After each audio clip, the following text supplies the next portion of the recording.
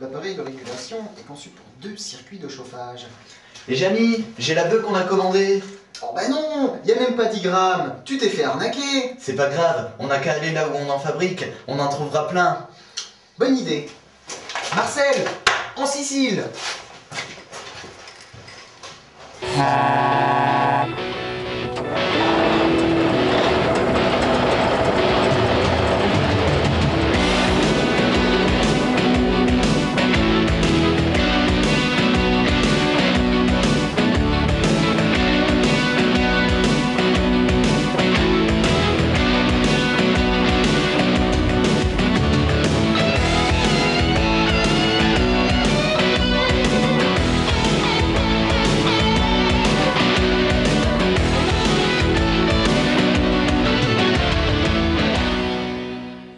Je me trouve actuellement dans le laboratoire de recherche situé dans la cave rue Gonzalez, là où des scientifiques mettent au point de nouvelles substances.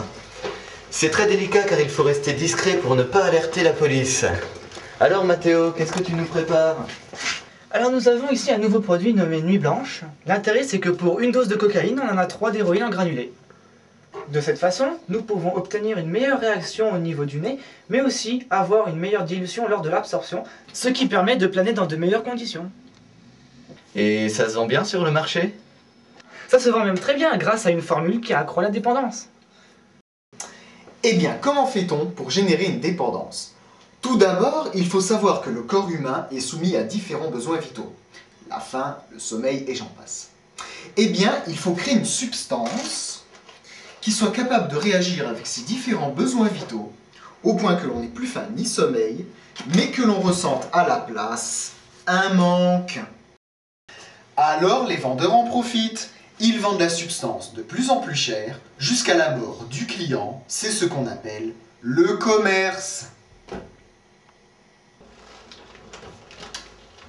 Alors je suis ici chez Vito Corleone, la personne qui gère ce commerce. Et le plus surprenant, c'est qu'il a réussi à contrôler la moitié de la ville grâce à ses activités. Alors Vito, vous êtes né en Sicile depuis votre naissance?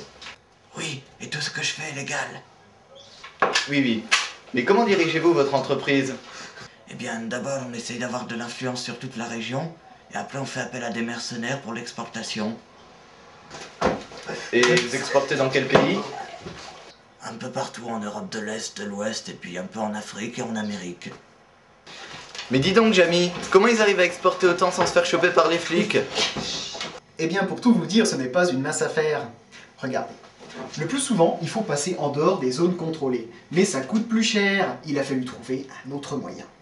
L'avion étant trop contrôlé, on privilégie les trains et les bateaux. Cependant, cette méthode est quand même risquée. C'est pourquoi nous avons plus souvent recours aux pots de vin. Des pots de vin? Pourquoi faire? Mais non, pas ces pots de vin.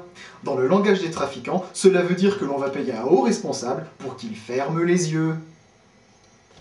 Alors là, on est sur le lieu de l'échange. C'est très important, car c'est là que va se décider les prix et la quantité à fournir.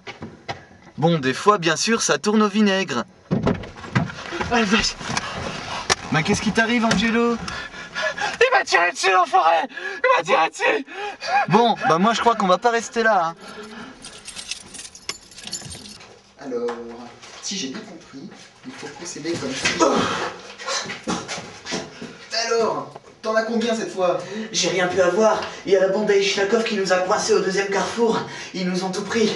Je sais pas ce qui s'est passé, mais ils doivent être encore en train de torturer les autres à l'heure qu'il est.